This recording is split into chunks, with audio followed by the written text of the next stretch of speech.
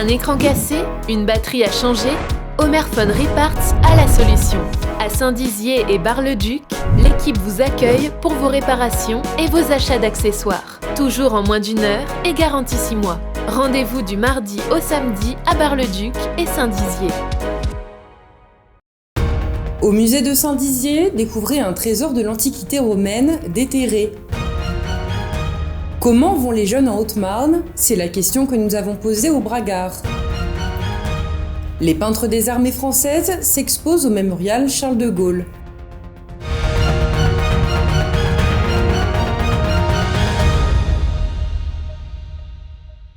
Bonsoir à toutes et à tous et bienvenue dans votre édition du jeudi 12 août. Ouvrons ce journal avec cette exposition en cours à Saint-Dizier. Baptisée Trésor de fer, elle exhibe le trésor de Roche-Bettencourt, un petit village au Marnais. C'est en 2017 que la commune a découvert par hasard des objets enfouis à l'écart des habitations. Datant de la fin de l'Antiquité romaine, ils sont métalliques, en bronze, en fer, d'utilité domestique ou agricole. Louis Maujean vous emmène à la découverte de ce témoignage du passé. Regardez. Au musée de Saint-Dizier, c'est 40 œuvres d'artisanat atypique qui sont mises sous vitrine. Mais cette exposition est née d'une découverte fortuite. C'est comme ça que le décrit Clément Michon, conservateur du musée de Saint-Dizier, qui jouit aujourd'hui d'une collection d'œuvres de l'Antiquité romaine. Trésor jalousement enterré par ses anciens propriétaires, mais retrouvé par les archéologues de l'INRAP, près de Roche-Bettencourt. Mais alors, la commune s'est interrogée sur ces objets fraîchement déterrés. Les objets sont propriété de la commune de Roche-Bettencourt, s'est posé la question de la conservation de cet ensemble, la commune de Roche-Bettencourt n'ayant pas de musée. Et donc, sur la proposition de la DRAC, la commune de Roche-Bettencourt s'est tournée vers le musée de Saint-Dizier, la ville de Saint-Dizier, pour pouvoir recevoir en dépôt cette collection, cette exposition, qui s'est faite aussi en partenariat avec l'INRAP, notamment un archéologue de l'INRAP, Michel Caspry, qui a notamment étudié assez précisément cette collection. C'est grâce à une seule pièce de monnaie que ces experts de l'histoire ont pu déterminer l'âge exact des objets gisant sous ce sol pendant plus de 1600 ans. Et donc on a légèrement deux types d'objets. D'une part, on va dire des outils, un ensemble d'outillage, ça va à la fois pour l'agriculture, les travaux des champs, mais aussi le tissage ou le travail du bois. Ça, c'est un premier ensemble. Et le deuxième ensemble se caractérise donc par des éléments qui servent à la préparation des repas ou à la présentation des plats sur la table, donc des éléments qui sont liés à l'alimentation. Ces outils d'un autre temps sont alors fièrement exposés au sein du musée, comptabilisant déjà 25 000 pièces. Il ne manque jamais de place pour faire découvrir aux Haut-Marnais, avec l'aide de l'INRAP et de la DRAC, les richesses de notre histoire. Ces partenariats se concrétisent aussi par l'organisation de classes archéologiques dans 3 établissements scolaires de Saint-Dizier. Aujourd'hui, c'est grâce à ces explorateurs du passé, en devenir ou affirmés, que nous pouvons retrouver une collection d'outils ancestraux posés sous cloche, à l'abri du temps. Commémorer le 12 août, la journée internationale de la jeunesse, permet d'attirer l'attention de la communauté internationale sur les problèmes de la jeunesse et célébrer le potentiel des jeunes en tant que partenaires dans la société. Une action adoptée par l'Assemblée générale des Nations unies en 1999. Alors, à cette occasion, nous avons demandé aux Bragards ce que signifie être jeune en Haute-Marne. Écoutez leur réaction micro d'Elsa Druyet et Alison Godefroy. À Saint-Dizier, oui, quand même, il y a beaucoup d'activités et tout ça. Un peu moins en ce moment avec ce qui se passe, tout ça, mais après, oui, il y a beaucoup, il y a le cinéma, la piscine, on peut faire beaucoup de sorties, puis voilà. Mes enfants sont en activité, nous habitons Joinville, donc la mairie de Joinville fait des bonnes choses pour les enfants. Ma première fille est partie en stage de voile pendant 1 semaine, donc c'est top pour les enfants. Mais le seul problème, c'est que quand on a un enfant atteint de handicap, nous n'avons pas d'activité adaptée pour eux. Nous ne pouvons rien faire pendant les vacances avec notre fils. Tout est surveillant, c'est rien adapté. Une poussette handicap n'est pas adaptée, rien. Vous quittez une usine, le lendemain vous retravaillez, et là, c'est fini. Si même avec des bagages, ils n'arrivent pas à trouver, les jeunes. C'est vrai, c'est formidable. Les usines, elles ferment. Moi, j'ai quitté l'école à 18 ans, le vendredi. Le lundi, je travaillais chez Nico, 36 ans. Formidable. Et maintenant, c'est galère pour les jeunes. la situation actuelle, en plus chômage, Covid.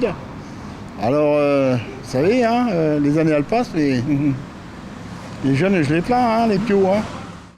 Passons à l'image du jour. Dans le cadre du projet Révéler Saint-Dizier, la ville dévoile au fil des jours des images d'archives des 16 lieux concernés par une future transformation.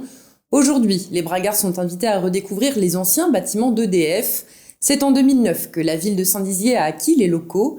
Et n'oubliez pas que son avenir dépend en partie de votre avis. Et dans cet élan d'histoire, continuons avec cette exposition temporaire au mémorial Charles de Gaulle. Nommée Fragments d'une épopée, elle rassemble les œuvres d'une 60aine de peintres de l'armée de terre, de l'air, de la marine et de la gendarmerie. Initialement mise en place jusqu'au 3 octobre 2021, l'organisation précise aujourd'hui que les amateurs d'histoire pourront en profiter jusqu'à la fin de l'année. Julien Voirin s'est rendu à Colombey-les-Deux-Églises pour vous. Regardez. Terre, air, marine et gendarmerie sont à l'honneur au mémorial Charles de Gaulle de Colombey-les-Deux-Églises. Il accueille jusqu'à la fin de l'année l'exposition nationale des peintres des armées, appelée Fragments d'une épopée. Le lieu est composé de différents espaces, tous plus uniques les uns que les autres. Cette exposition est structurée en 5 périodes. Une période qui part de le début de la guerre, la libération, la France libre, l'homme Charles de Gaulle et son héritage. Donc c'est une suite chronologique et qui nous laisse une trace. Donc on a 5 périodes importantes qui nous permettent de nous projeter dans le futur. Plus de 60 peintres ont composé les 120 œuvres qui règnent dans l'espace. Le public aime beaucoup ce type d'exposition car c'est un lieu qui répond à leurs besoins. C'est un lieu de mémoire et de transmission. Les familles en particulier viennent ici parce qu'il y a la Croix de Lorraine, parce qu'il y a ces expositions, mais également il y a un sentier qui est de plus en plus connu, un sentier nature d'interprétation culturelle et qui est ancré sur le territoire. Un QR code et une application sont mis en avant pour permettre à l'œuvre d'être au centre de l'exposition et non l'explication. L'exposition temporaire a cet avantage, c'est qu'elle permet de toucher la jeunesse, les adultes, avec un parcours, avec des jeux et différents types d'éléments d'information que l'on peut avoir par accès de téléphone ou même direct. Une véritable coopération entre les différents créateurs de ces œuvres, puisque c'est la première fois en France que les peintres des armées se rassemblent. Le musée souhaite passer cette exposition de temporaire à permanente. Elle a énormément plu au public et se retrouve complémentaire des autres œuvres du mémorial. Je vous laisse désormais avec la voix d'Alison Godefroy pour vos prévisions météo de demain. Passez une excellente soirée. Toute l'actualité qui vous concerne, à voir et ou à revoir, dès maintenant sur puissancetélévision.fr et sur notre application mobile.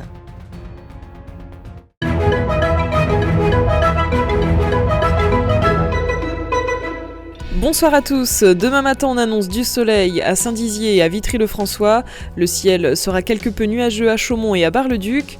Pour l'après-midi, du soleil et encore du soleil. Température maximale avec 29 degrés. Demain, vendredi 13 août, nous fêterons les Hippolytes et nous perdons 3 minutes de soleil. Très bonne soirée avec Puissance Télévision.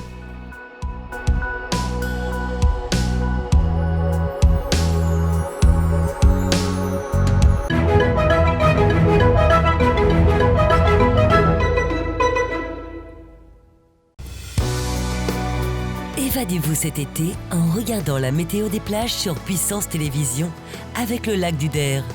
Le lac du Der, la mer en Champagne.